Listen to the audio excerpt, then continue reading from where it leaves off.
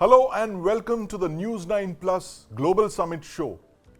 We are counting down to our biggest and boldest summit yet, where a range of speakers and delegates will gather in New Delhi to exchange views. Now, 2 years ago, on the 24th of February, Russia invaded Ukraine. They triggered off Europe's bloodiest war since the Second World War. Now, this new war threatens the stability of Europe, but it's also impacted food and energy security globally. The war is now in its third year and it shows no signs of ending. Both sides have taken horrific losses. This is the war that changed the world. Neha? A war that changed the world, Sandeep. There is no doubt that it has proven to be the most devastating and polarizing war in years and decades, some say since World War II. However, what we want to focus on this show, Sandeep, and as we count down to the News9 Global Summit, is the sage advice that came from Prime Minister Narendra Modi, Yes. which was conveyed personally and directly by him to the President of Russia, Vladimir Putin, on the sidelines of the SCO summit, where he said, this is not an era of war. And those words since then, Sandeep, have echoed around the globe with top world leaders repeating those words, quoting Prime Minister Modi at various multilateral institutions. Those words also finding their way into the Bali G20 summit declaration and the New Delhi declaration that was adopted at the end of the G20 summit last year in India. And that really seems to have become the mantra, so to speak, even though the war is about to enter its third year. And I want to bring in Justin and Aditya into this conversation, both of whom have followed this war very closely. As we speak, Aditya, there is more than one war that's currently on in the world. But talking specifically about the Russia-Ukraine war, in what ways do you believe this war has truly changed the world? And the mantra that was given out by Prime Minister Narendra Modi, telling President Putin, this is not an era of war. Of course, it's not brought the war to an end, but this is advice that has been now repeated by world leaders several times. Well, what we do realize now, 2 years down the line after the war, is that the world is divided. The world is divided like never before, ever since the Second World War. And a lot of countries, their countries' positions have become clearer. The biggest of all is India, because India has been non-aligned for a very long time, but this time around, last 2 years, India has taken a very consistent independent position. And this means that a lot of countries are upset, a lot of countries are watching India very carefully, and perhaps provoking as well. We've seen that from the very beginning, that Prime Minister Narendra Modi has been engaging with both Vladimir Putin and the leader of Ukraine.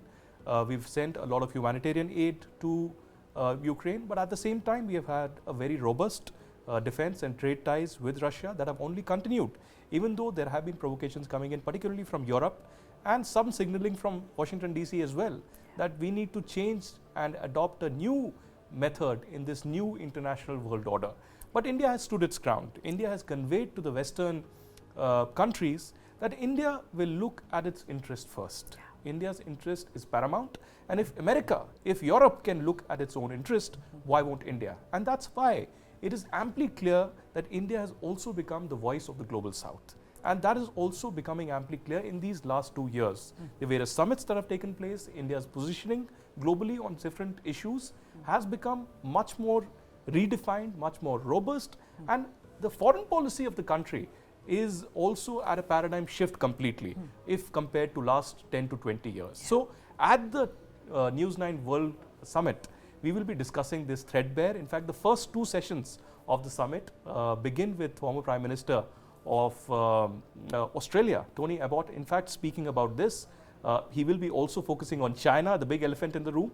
And apart from that, we'll have a very important panel discussion, not an era of war, in which we'll have panelists from Israel, from Austria, from Maldives, and of course from India. And not to mention that we've got Foreign Minister The Foreign Jaishankar Minister. speaking, and of course, I am the looking keynote forward to address. that one. Aditya is going to interview the Foreign Minister, and I'm really looking forward to this because, Sandeep, in just the last few days, the way External Affairs Minister Dr. S. Jaishankar has put up a stout defense of India-Russia ties in the face of all the Western criticism, from calling out Western hypocrisy, saying that, in terms talking about Russian oil imports, what India buys in a month, Europe buys in an afternoon. From there to saying, Russia's never hurt our interests. It's always been by our side. And therefore, yes, we are proud of the long-standing relationship that we have with that country. Just in the last few days, he has talked about this multiple times, even quipping in the presence of Antony Blinken. And this was exactly the distance between Jaishankar and Blinken. They were just like sitting next to each other. At the Munich Security Conference, when our foreign minister said, well, if I have multiple options, if I'm smart enough to have multiple options, then you should admire me instead of criticizing me. And yes, Antony Blinken was rather dumbfounded there. All he could do was actually giggle, right?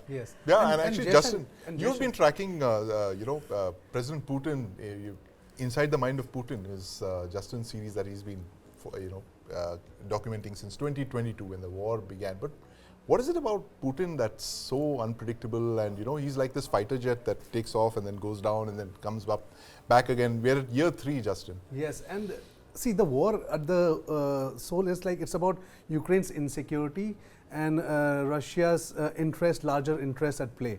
So out here, Putin has made it clear that the way that he's going forward, and also right now, he's very much well entrenched where he is right now. So, and Ukraine has completely, in terms of losing out on partners, because US, they support the country within is divided. Republicans are opposed to any more funding happening.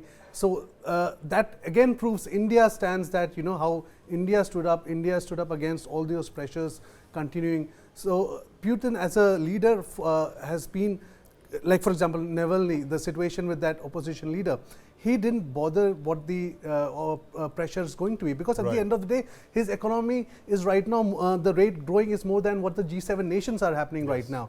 And there he's making enough money, so there's no problem for him. His industry is working well. His relationship with major countries like India and China is also very much under control, and he realizes that he doesn't need the support from the West because they are already divided right now. So he has time on his side to continue this war. Yes, time on his side indeed.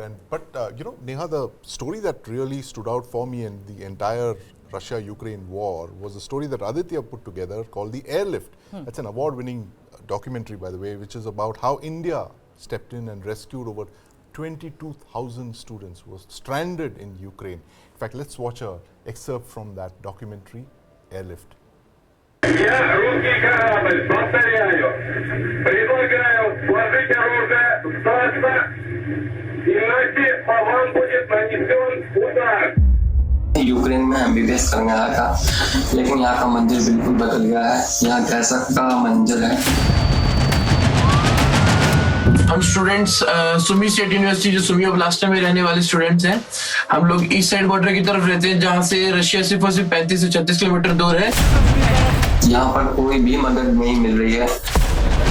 बाहर हम लोग निकलते हैं तो सारे में mines बिछी हुई हैं, तो हम लोग आगे नहीं जा पा रहे हैं उधर। यहाँ हम फंसे हुए हैं। प्लीज हमारे लिए मदद करिए या मदद भेजिए। Мною принято решение о проведении специальной военной операции.